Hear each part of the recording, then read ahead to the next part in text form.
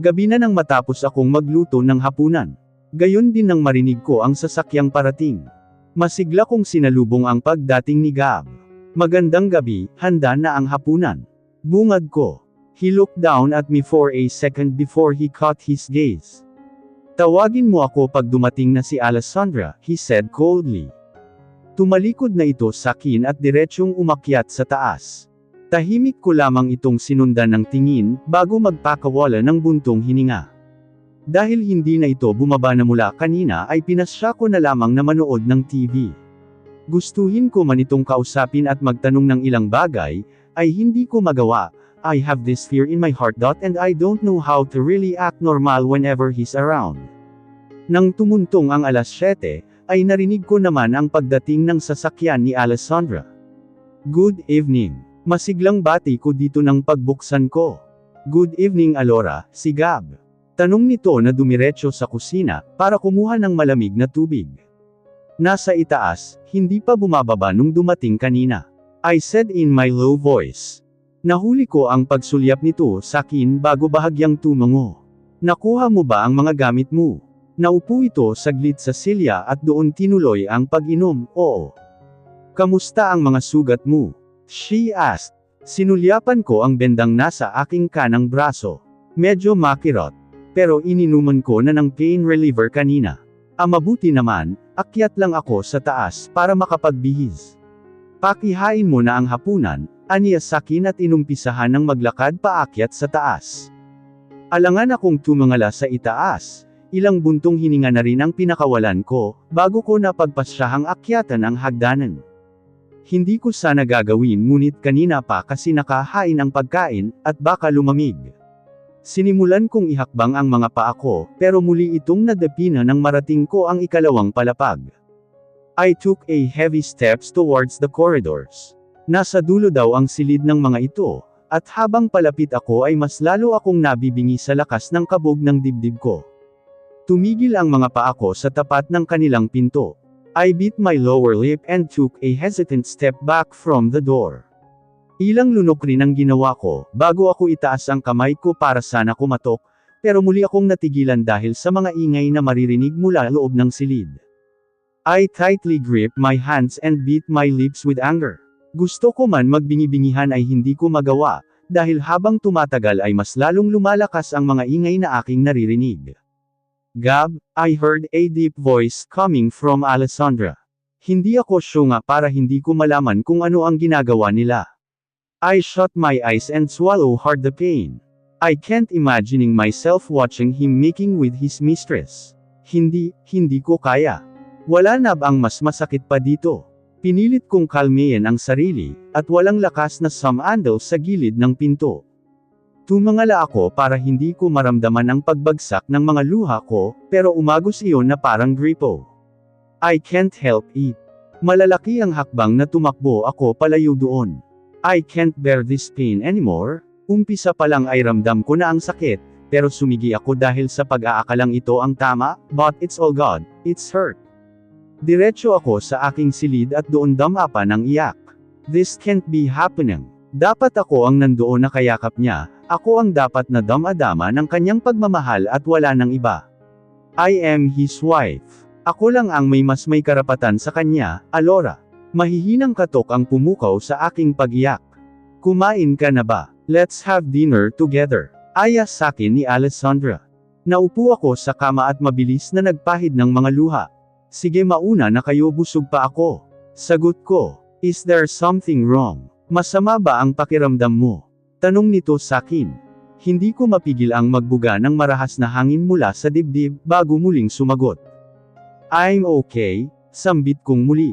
Napalingon ako sa pinto nang marinig ko ang boses ni Gab na tinatawag ang asawa. Okay sige, don't forget to take your medicine, alright. Bilin nito matapos ay rinig ko na ang mga yabag nito palayo sa pinto. Muli akong bumalik sa pagkakahiga at niyakap ang unan. Sa puntong iyon muli ay pamatak ang mga luha ko, dahil sa sobrang bigat na pakiramdam. Habang rinig ko mula sa labas ang tawanan nila at harutan, heto ako tinitiis ang sakit na siyang pinong humihiwa sa aking puso. Nagpalipas ako ng ilang oras bago ko pinasyang lumabas na ng silid. Yakap ang sariling roba ay diretso ako sa kusina, para iligpit sana ang kanilang pinagkainan, pero malinis na ang lahat ng madatnan ko. Maging ang lababo at lamesa ay malinis na rin. Naghila ako ng isang selya, at doon tumalungko ng upo habang sapo ang ulo. I can't stay here anymore. I wanted to live, mahina kong bulong habang nakapikit. Hindi ka pa daw kumakain. Halos ikahulog ko sa silya ang narinig na boses galing kay Gab. Mabilis ko naman inayos ang sarili at tiningala ito ng tingin. Alessandra is worried about you, matiim itong nakatingin sa akin mula sa habang ng pinto. She said, you didn't take your medicine properly. Humalukip-kap na ito ng sandal sa pinto, kaya nadepi na ang mga muscle nito doon. Again, I remain silent.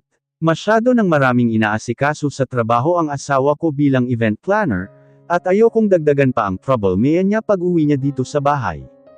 Umayos ito ng tayo at naglakad palapit sa harapan ko. I lean my back at the chair nang idiin nito ang dalawang kamay sa lamesa. We hired you just because we need someone who could help her, and lessen her job after work. Pero ikaw pa itong lumalabas na alagin, at alalahanin sa bahay na ito. Dinuro nito ang lamesa habang matalim ang matang nagsasalita sa harap ko. Muli ay wala akong nasabi, there is no doubt, he could eat me alive pag hindi ako nagsalita. I'm sorry, masama lang ang pakiramdam ko kanina, hindi na mauulit, my voice was shaking.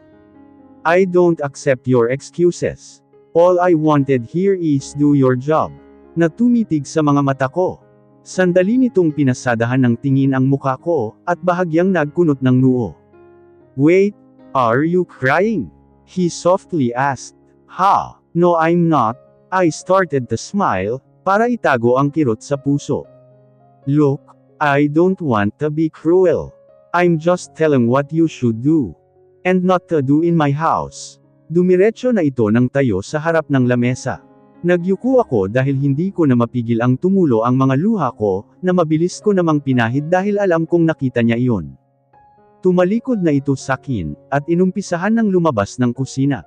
Naiwan akong walang nasabi isa man, doon ko na rin hinayaang lumabas ang kanina ko pa pinipigilang pag-iyak. Hindi ko na nagawa pang kumain, at dumiretso na ako ng pasok sa aking silid.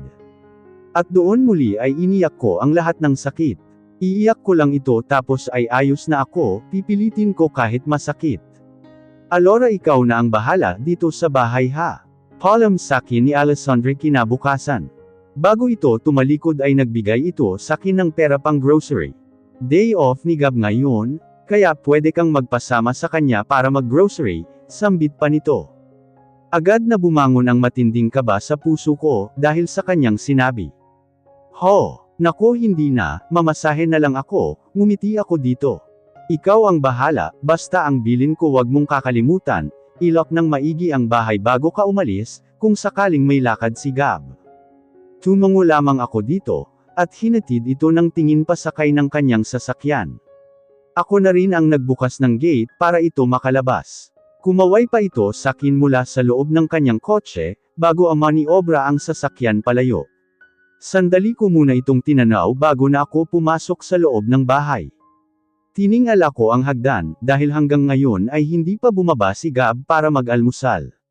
Hindi rin mawala ang kaba sa puso ko sa isiping kami lamang dalawa ang naiwan dito ngayon. Maliksi ang kilos na sinimulan kong maglinis ng buong kabahayan, kahit ayaw ko ay pilit kong pinasigla ang katawan. Sinimulan ko sa living room. Naglampaso ako gamit ang cleaning mop, at nagpalit ng kurtina, pinunasan ko rin ang mga figurine at divider. Ang mga paintings na nasa isang sulok na hindi pa naiaayos ay siya kong isinabot sa iba't ibang parte ng bahay, habang ang ilan ay naiwan para sana isabit ko sa itaas. Hindi ako tumigil hanggat hindi ako nakukuntento, at nang matapos ay sa kusina naman ako gumawi, para linisin ang lababo at ang huli ay ang bathroom. Hindi tuloy maiwasang mabasa ang suot kong sleeveless shirt at leggings, habang naglilinis ng banyo. Punas ko ang pawis na umayos ng tayo, at napangiti dahil sa magandang resulta. Lumabas ako para sana tunguhin naman ang likod bahay, nang mamataan ko si Gab na pababa ng hagdan. I was holding a pail of water, kaya bahagya ko iyon binaba para ito batiin. Good morning. Ngumiti ako dito, kahit pa alam kong may pinagtalunan kami kagabi, ay hindi ko mapigil ang hindi ito bigyan ng ngiti. Hindi ito sumagot imbes ay pinasadahan ako nito nang tingin na siya kong ikinabalisa.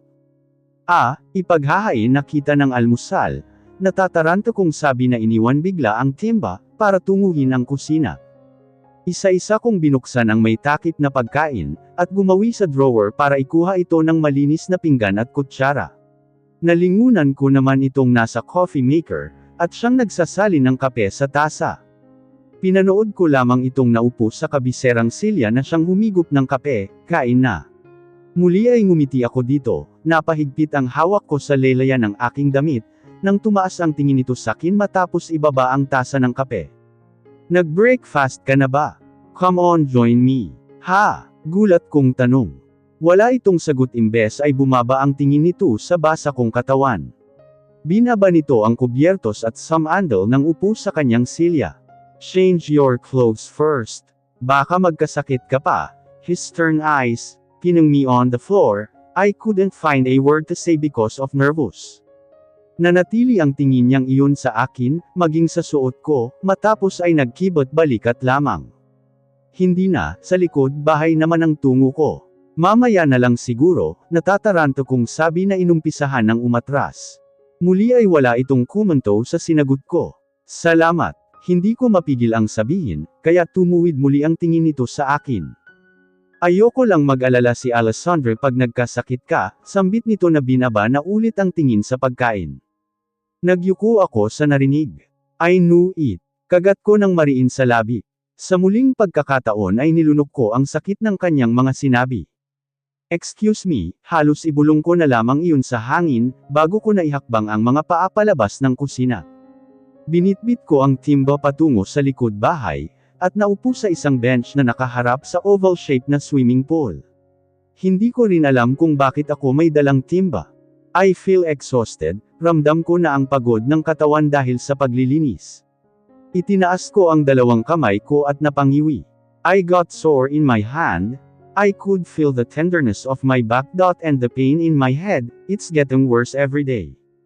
Dahil hindi ito ang nakasanayan ko, I left my wealthy living in Queensland Island, para pumasok na katulong. We had 20 maids and 3 drivers at my mansion.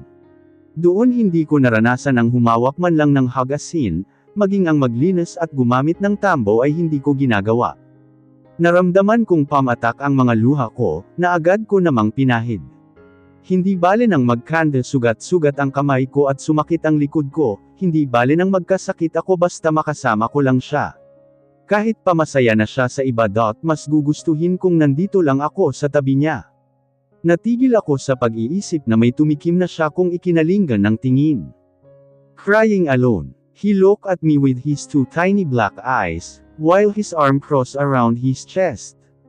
Huli na para pahirin ang mga luha, dahil nakita kong pinapanood niya ako habang ginagawa ko iyon. Hindi ako sumagot, bagkus ay tumayo ako para buhatin muli ang timba, pero agad ko rin itong nabitawan dahil sa masakit na kamay. Let me help you with that. Nahumakbang palapit sakin, napa-atras ako dahil sa amoy ko ang natural nitong bango, na hinihipan ng hangin. Mabilis nitong dinampot ang timba, at dinala sa gilid ng pool. If you wanted to water the plants, may gripo naman dito at hose. Tinuro niya ang gripo sa bandang sulok. Bahagya akong tumungo dito, and utter some word.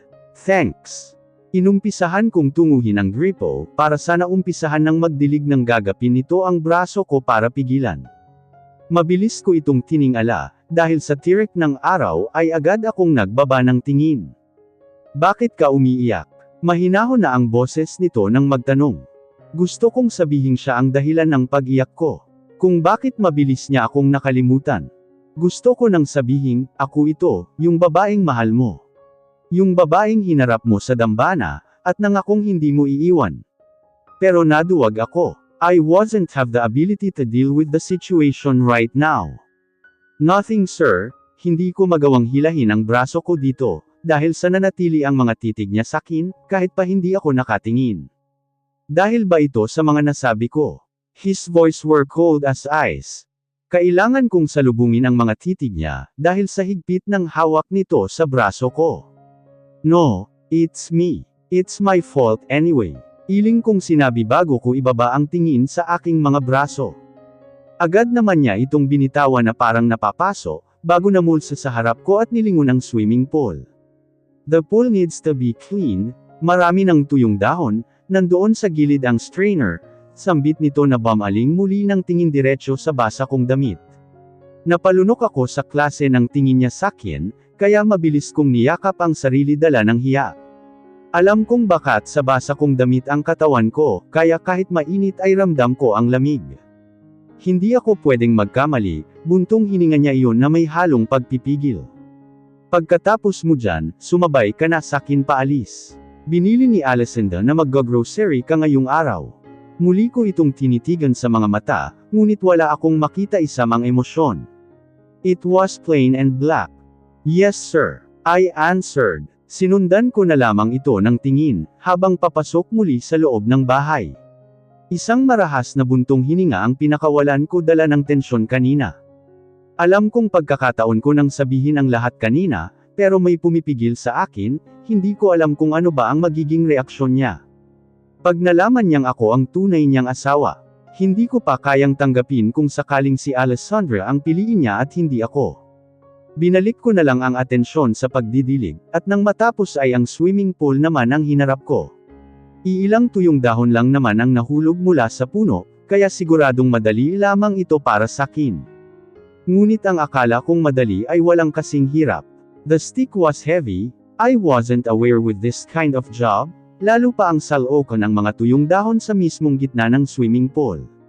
I never tried to clean up the pool before, it was my first time, dapat ay excited ako, pero nang makaramdam ng ngawit at pagod ay hindi ko na magawang ngumiti. All I want right now is to dive on the pool and feel the fresh cold of water. Pumikit ako ng mariin dala ng pagod. Ilang dahon na lang ay matatapos na ako, kaya kahit medyo malayo ay pinilit ko iyong abutin. Dahil mabigat ang stick, ay wala akong choice kundi stable lang ang hawak. Napangiti ako nang mas alok ko ang huling dahon, ngunit nang hihilahin ko na ito ay hindi sinasadyang bumaba ang stick, dahil sa bigat kaya diretsyo akong bumagsak sa pool. Napasigaw ako dahil sa gulat at lamig na hatid sakin ng tubig. Oh my God! Sambit ko na hinilamos ang basang muka. What happened here? Mabilis ang paglingon ko kay Gab, na halatang nabigla nang makita akong nasa pool. I just fall off, nanginginig ang boses na sabi ko. Hindi ito agad nakapagsalita dahil sa naging sagot ko.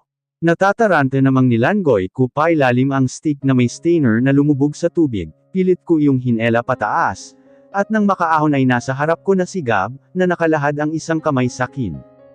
Malamig ang tubig baka magkasakit ka pa, titig na titig ito sa akin, kaya imbes na abutin ko ang kamay niya, ay ang stick na panlinis ang ibinigay ko dito. Kunin ko lang yung tuyong dahon, sambit ko na mabilis nang lumangoy pabalik sa gitna.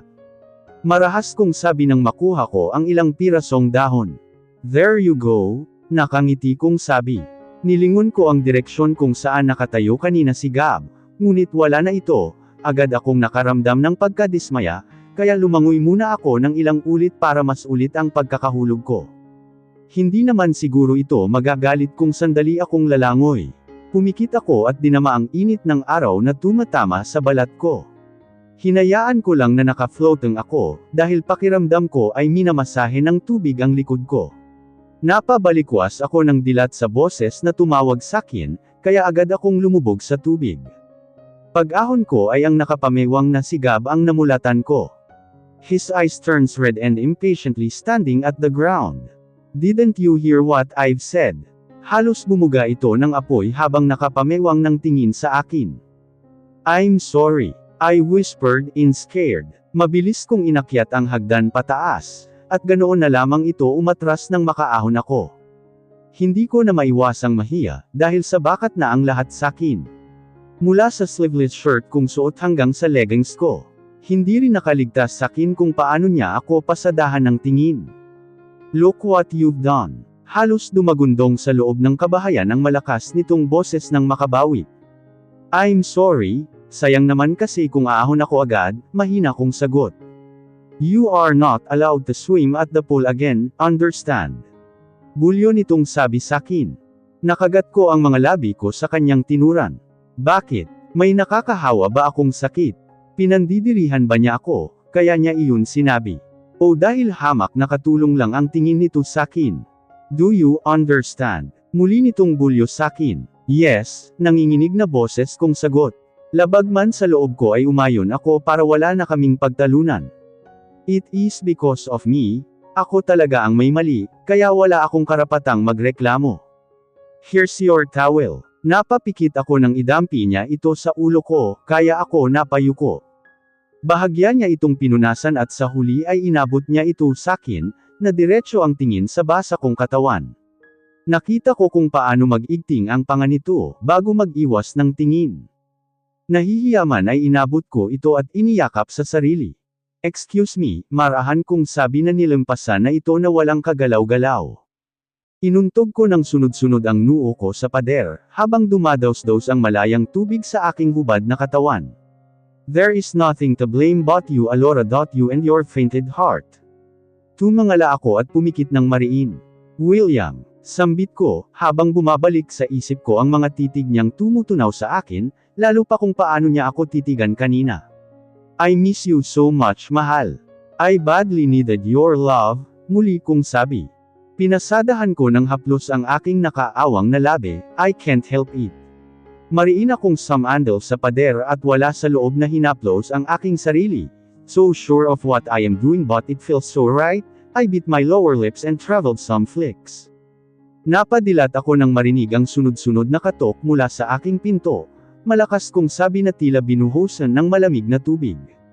What are you doing out there? I need to catch up my client today. Kanina ka pa dyan. Narinig ko ang boses ni Gab na siyang kumakatok. Mabilis kong ipinihit pasara ang shower at lumabas sa aking CR para magbihis. Yes, in a minute sir. Balik kong sigaw. Hindi na ito nagsalita at tanging yabag na lamang nito ang narinig kong palayo. Sabi ko na mabilis humila ng damit na maisusuot. Hindi na ako nag-ayos pa, tanging pulbos lang ang nailagay ko sa mukha, bago lumabas na ng aking silid.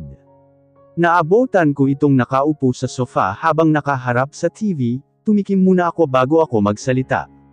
Sir, sambit ko na siyang lumingon sakin. Pinasadahan ako nito ng tingin. Bago patayin ang TV at tumayo.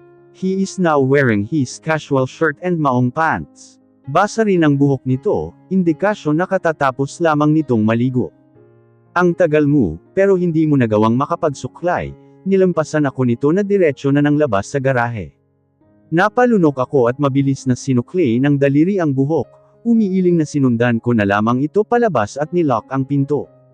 Naabutan ko naman itong nagpapainit ng makina, habang bukas ang front door sa kanyang kanan. Nag-atubili akong sumakay, dahil hindi ko alam kung saan ba ako sasakay. Sumulyap ito sakin, kaya lalo kumabog ang puso ko. Hop in. Sabi niya na bumaba ang tingin sa kanyang tabi. Mabilis ang ginawa kong pagtango at sumakay na sa kanyang kotse. Ilang sandali pa ay tinatahak na namin ang kahabaan ng seashore, na walang isa man sa amin ang nagsasalita. Tanging buntong hininga lamang nito, at pagkambyo ang naririnig ko na siya kung ikinapipikit ko kung minsan. Kinailangan ko pang sumulyap sa bintana, para doon gugulin ang natitirang oras ng aming biyahe. Nasaan pala ang asawa mo? Napatuwid ako ng upo nang magsalita ito. Sandali pa akong nag-ipon ng hangin sa dibdib bago sumagot. He is out of town right now, may bikig sa lalamunan kong sinabi. Business matter, muli nitong tanong. Yeah, tumango ito, ako dito na pinagkasya muli ang sarili sa pagtingin-tingin sa bintana. I know you don't have any experience in housekeeping, pero bakit pumasok ka pa rin? Direct to the point niyang tanong. I bit my lower lip at nag-isip ng maaring isagot. As I said, gusto kong may pagkakakitaan habang nandirito ako. Hindi ako naniniwala, umiiling nitong sinabi. Tila pinagpawisan ako ng malagkit sa kanyang tinuran. All this time pala ay hindi ito naniniwala sa mga kasinungalingan ko. Agad akong nakaramdam ng takot na baka naghihinala na ito sakin. Pero alam kong gusto ka ni Alessandra, kaya wala akong magagawa. Hiba't balikat nitong sinabi na lalong nagpasikip ng dibdib ko. But once you broke our trust, hindi ako magdadalawang isip na paalisin ka sa bahay, seryoso nitong sabi na siya kung ikinatango. What is that? Tumungo ito para tignan ang may sugat kong mga palad. Oh nothing. I got a little bit sore, pinagsalikop ko ang dalawa kong kamay, para hindi niya makita ang mga sugat. Muli, isang mabigat na buntong hininga ang pinakawalan nito sa tabi ko, kaya ako napasinghap. I know, I may be bad sometimes. I really sorry, he apologized. Bakas naman ang gulat ko sa kanyang tinuran. Nais nang mag-ulap ng mga mata ko, dahil sa emosyong bumangon dahil sa kanyang sinabi. It's okay, you are the boss. I learned my mistake, sabi ko. Kung sakin lang ayoko munang kumuha ng katulong, we almost enjoy our company together. But you're here, kung saan masaya si Mrs. doon ako, dagdag pa nito. I swallowed the pain, lips quivered. Pilit na pinipigilan ang emosyon. Do you really love your wife? Aren't you? Sumulyap ako dito na nang hihingi ng kasagutan. He laughs, and shook his head repeatedly. Napasandal ako sa backrest dahil sa kanyang mga tawa. Do you ever loved someone so much? Balik niyang tanong sakin. For God's sake, kailangan ko bang sagutin iyon? Would you do anything for him? Muli nitong tanong. I couldn't find a word to speak. I was on the edge of answering his question. But I had hesitation to answer back. Are you happy with Alessandra? Iyon ang lumabas sa aking mga labi. Muli tumawa lamang ito sakin. Kaya ako humalukip-kap at bumaling muli ng tingin sa bintana. Of course I am happy with Alessandra, I loved my wife so much, he said in baritone voice. Tumango ako at ngumiti ng mapait. Yeah, like what you said. I really love my husband too. I am happy being with him, hindi ko na napigil ang mag-ulap ang mga mata. What is his name again? Tanong nito. William. I murmured. Nilingon ko ito na puno ng emosyon ang mga mata na nagbabaka sakaling may maalala ito. Sumulyap ito sa akin nakita ang nagbabadyang pagpatak ng aking mga luha. Hey, are you alright? Hinaplos nito ang balikat ko, habang panay ang sulyap sa daan. Umiling ako at pumikit ng mariin bago sumagot. I love him so much. But he does not remember anything, even me, I whispered. Nakita kong nagkunot ang noo nito sa sinabi ko. He already forget me. Huminto ang sasakyan nito sa tapat ng isang mall, akala ko ay sa isang mini grocery store lamang ito hihimpil, na hindi ko naman kinwestiyon pa. Dito na lang ako, salamat sa paghatid. I said, then grip the door handle firmly. Hindi na kita mahihintay, may kailangan akong tapusin ngayon sa opisina, magpahatid ka na lang ng taxi pauwi sa bahay, he said. Bahagya lamang akong tumungo dito, bago na itulak pabukas ang pinto. Hindi ko rin naman inaasahang sasamahan niya ako mamili, kaya ayos lang sakin ang mag-taxi pauwi. Ilang sandali pa ay abot tanaw ko na ang sasakyan nitong paalis, habang pinapawala ng malalim na buntong hininga. Atubili na akong tumungo sa mall para mamili, at dahil maaga pa naman ay pinili ko munang mag-window shopping. I barely laughed at the back of my head. Hindi kasi ito ang nakasanayan ko, I own a mall at Queensland. May mga nakabuntot sa aking bodyguards, manager at ilang staff ng malls pag bumibisita ako. Isang turo ko lang sa damit na gusto ko agad ko itong nakukuha, hindi ko rin kailangan pang pumila at makipagsiksikan sa mga namimili. Dahil sila pa mismo ang nagbibigay sa akin ng daan para mauna. Hila ko ang pushcart sa loob ng supermarket, habang isa-isang sinisilid ang mga kailangan ko. Marahan ko ring sinisipat ang listahan na inabot sa akin ni Alessandra kanina. Alora, someone's calling me from the distance, na siya kong mabilis nilingon. Alora, ikaw nga. The girl shouted my name. May kasama itong isang lalaki na siyang may tulak ng pushcart. Mabilis ang ginawa kong pagtingin sa paligid, habang nangangambang may makakilala pa sa akin. Cassidy, kamusta? Salubong kong bati dito, na bahagyang nakipagbeso sa kanya ng malapitan. I'm fine. Ikaw kamusta? I'm sorry about the news, Pasensya ka na hindi ako nakarating sa burol ng asawa mo, she said with solace. Kanino mo nabalitaan? He's still missing not dead. I clarified, brows arched with displeasure. Oh, I'm so sorry, aniya sakin, mabilis rin itong hinawakan ang kamay ko. It's okay, alam ko naman na iyan ang iniisip ng lahat. I replied, then I shrugged. Hindi na ito nagkomento pa, hindi ko rin ito masisi kung bakit isa siya sa mga naniniwalang wala na nga si William. By the way, this is Ricafort, my long-time boyfriend, pakilala nito sa lalaking katabi niya. Honey, this is Alora Jane, classmate ko siya noong high school with the highest honor, Cassidy introduced me. It's nice meeting you, Alora, he held his hand and gave me a handshake. Hi Ricafort, I greeted back bago muling sumulyap kay Cassidy na nasa laman ng pushcart ko nakatingin. Are you on a vacation? Mukhang maraming stock ang pinamimili mo, she asked curiously. Nag-ailap ang mga mata ko at nag-isip ng maaring tahiing rason. Yeah, ayoko kasi ng pabalik-balik sa groceries, pagsisinungaling ko. Maganda nga yan para hindi ka mahirapan. Saang hotel ka pala naka-check-in ngayon? Kami kasi ni Fort sa city pa, kaya medyo malayo rin ang binyahe namin para mag-beach ngayon. Dito na rin kami siguro mag-check-in sa isa sa mga hotel dito. Cassidy told me. I currently lived at my apartment, mas maganda kasi kung dito na mismo ako uupa para hindi na mahaba ang biyahe. I mean, mas gusto ko malapit sa beach kesa sa city. I explained. Sabagay, kaya nga nagpaplano na kami ni Fort na lumipat ng hotel dito, para less stress na rin sa biyahe. Cassidy stated. I swallowed hard when I heard what she's planning to do. Hindi pwedeng makita nito si William, lalo na may kasamang ibang babae. Ganun ba? Mabuti yan para mas ma-enjoy niyo ang bakasyon. I said truthfully. Why don't you join us? We are gathering a party tonight, pupunta rin yung iba nating classmate na malapit dito. I already contact them and they will join us later, she excitedly said. Sorry, next time na lang siguro, medyo busy din kasi ako today. I shook my head with grimace. Sayang naman, ilang taon din tayong hindi nagkita-kita, she said with dismay. Promise babawi ako, paano see you around? Mabilis ko ng palm dito, bago itulak ang pushcart paalis. Hindi ko na rin hinintay pa ang sasabihin nito, dahil gusto ko nang umalis sa lugar na ito sa lalong madaling panahon, Alora.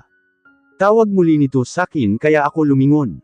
Can I get your number? So I can contact you in case may reunion ulit ang batch natin.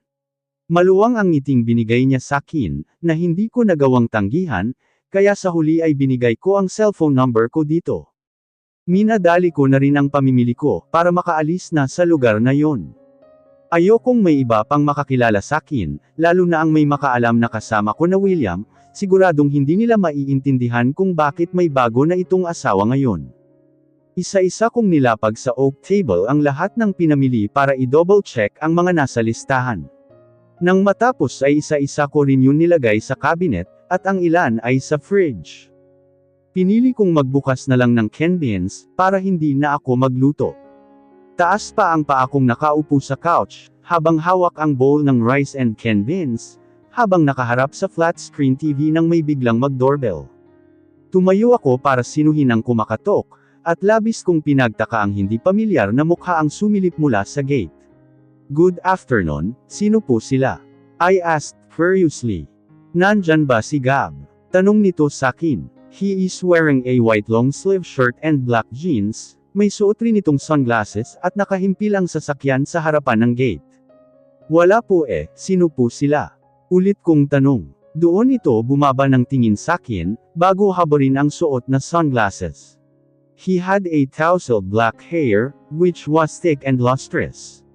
His face was strong and defined. A prominent jaw curved gracefully, and his eyes were dark brown. Parang familiar ang mga mata nito, ngunit hindi ko matandaan kung saan ko nakita.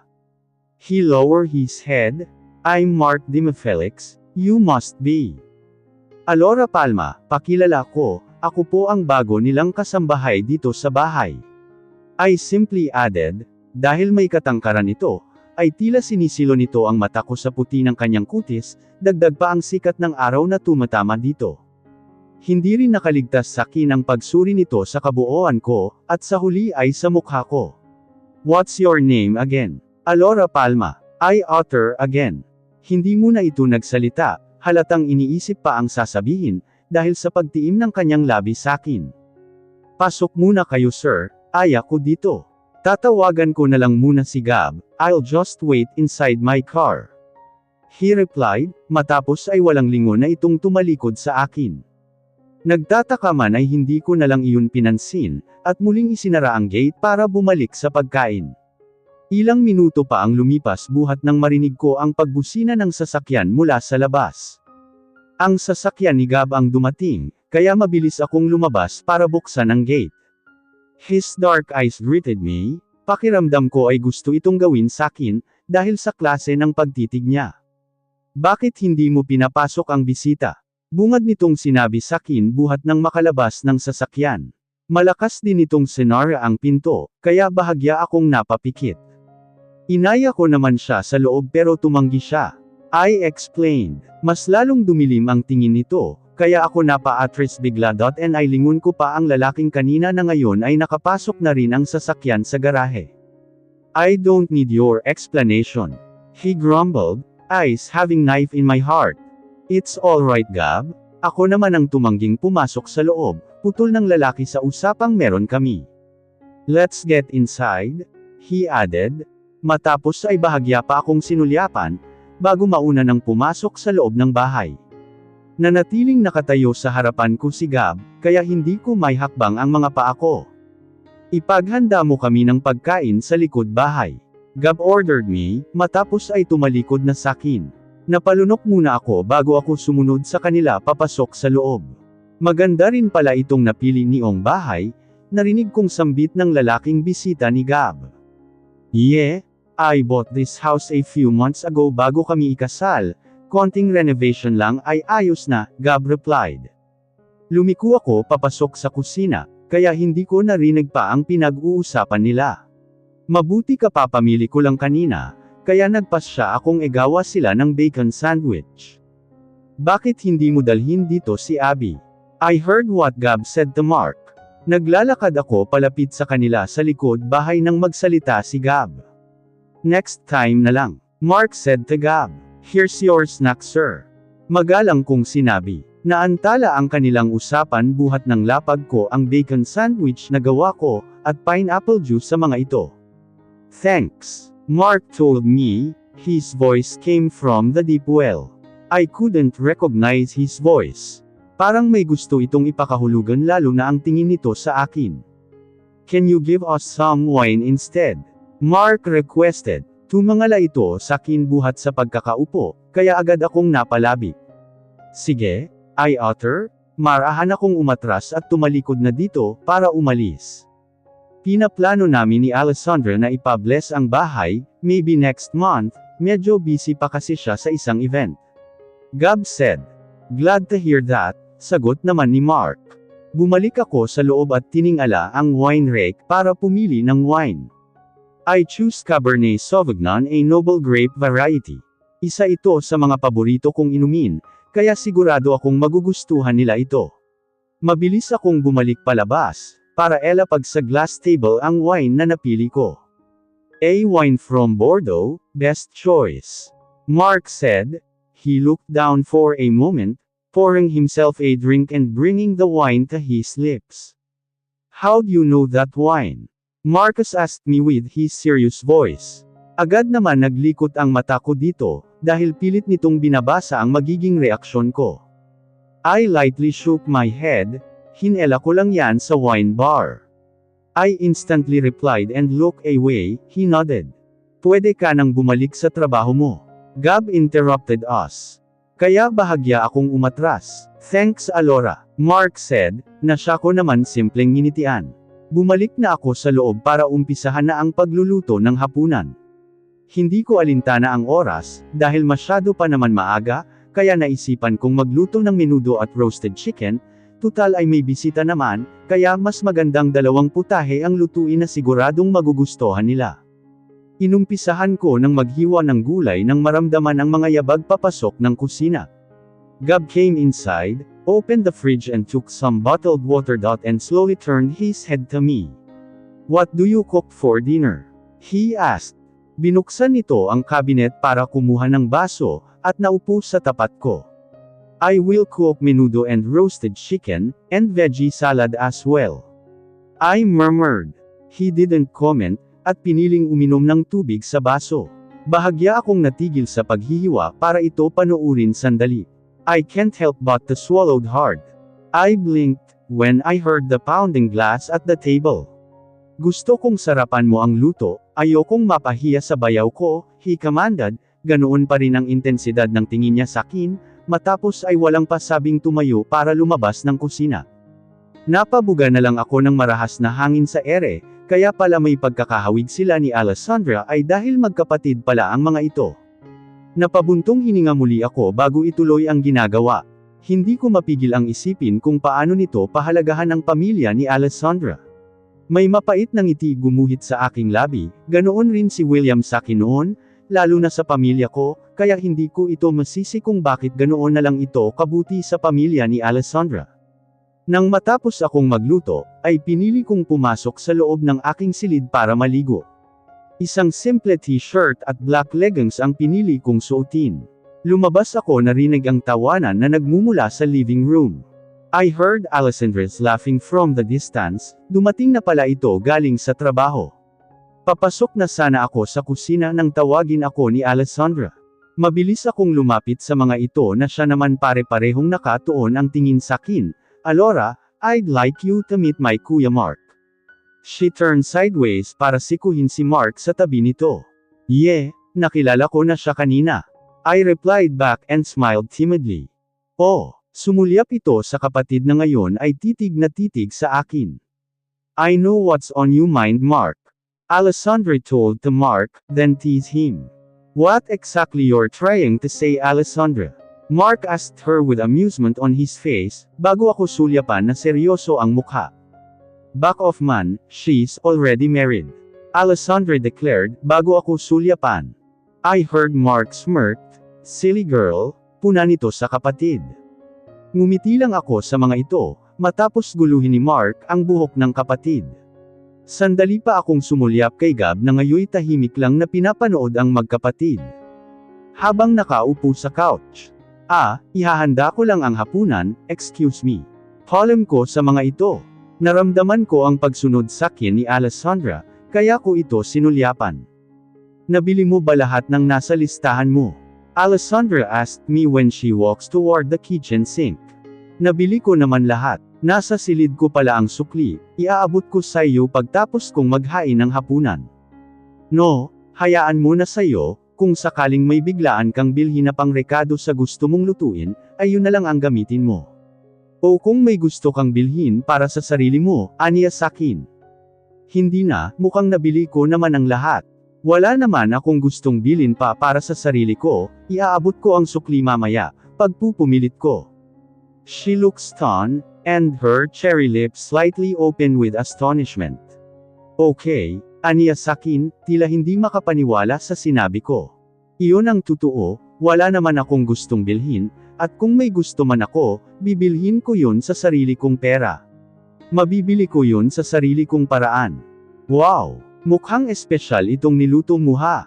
Puna nito habang isa-isa kong hinahain sa lamesa ang putaheng niluto ko. "Hindi naman," sagot ko. "Alam mo nakakainggit ka, kasi marunong kang magluto. Sigurado akong busog parati ang husband mo, dahil magaling kang magluto," he praises. Eyes were amazed. I smiled then shifted my eyes. Siya din naman ang nagturo sa akin magluto. I bitterly said. "Really? Wow! Halos mapatalon ito sa gulat, gusto ko rin matutong magluto para may pagluto ko rin si Gab someday," aniya bago nangalumbaba ng upo sa lamesa. "I can teach you, if you want," I murmurs. Gusto kong ako lang ang makainag, pero nakita kong nagliwanag ang mukha nito sa akin. "Are you sure about that?" Tila may pag-aalinlangan nitong tanong sa akin. "Of course, tutal nandito na lang rin naman ako, bakit hindi?" Pagsang-ayon ko, bago pa simpleng tumalikod dito para harapin ang pagkuha ng mga plato't kutsara. I can't thank you enough, Alora. Ngayon pa lang ay excited na ako, anito sakin na siya naman tumabi sakin, para kumuha naman ng mga baso. Walang problema, I quickly said. Hindi ko na rin pinagdamot ang ngiti ko, tutal ako naman ang nag-suggest nito kaya paninindigan ko na. Oh wait, I'll call the boys para makakain na tayo, palam nito sakin bago na ako talikuran. Sinundan ko lamang ito ng tingin, habang bakas ang ngiti sa labi, pero unti-unti yung napawi dala ng samot-saring emosyon. Hindi ko alam kung hanggang saan ko mapaninindigan ang larong ito. Lalo na ang magpanggap na hindi ako apektado. The food is great, komento ni Mark na sakin nakatingin. Ayoko sanang daluhan sila sa pagkain, ngunit mapilit itong si Alessandra, lalo na binayda nito ang putaheng niluto ko sa kapatid. Right kuya, dapat kagaya ni Alora ang hanapin mo sa isang babae, yung kaya kang ipagluto. Hindi yung puro pagpapaganda ang alam gawin, gaya ng mga babae mo, she bitterly said. Mark arched a brows at her.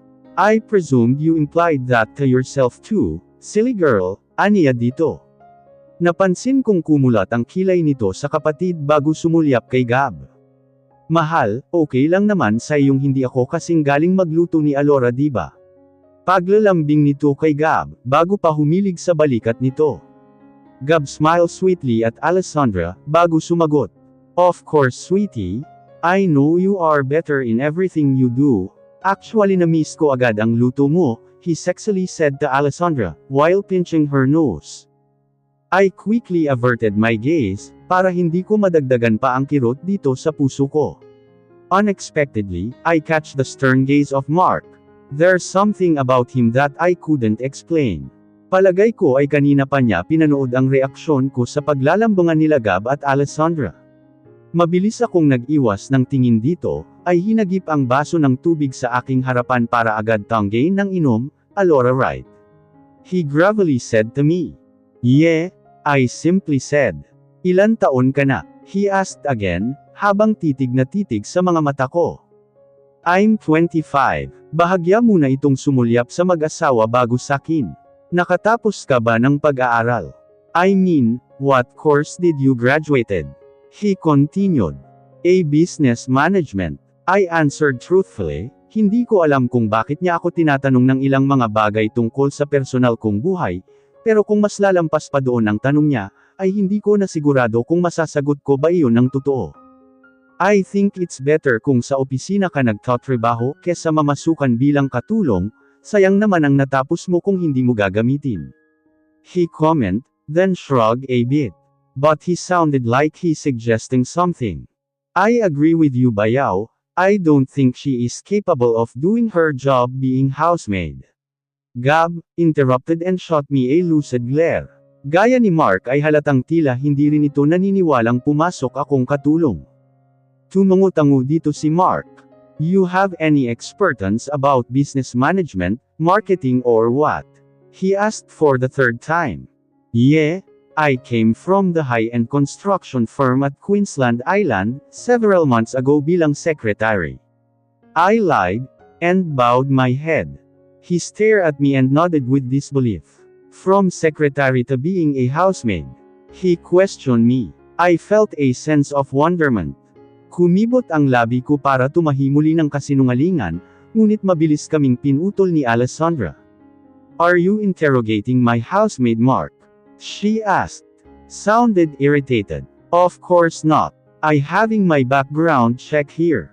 Mark said, stay cool and relax at his chair. Sunod-sunod ang naging pag-iling ni Alessandra dito.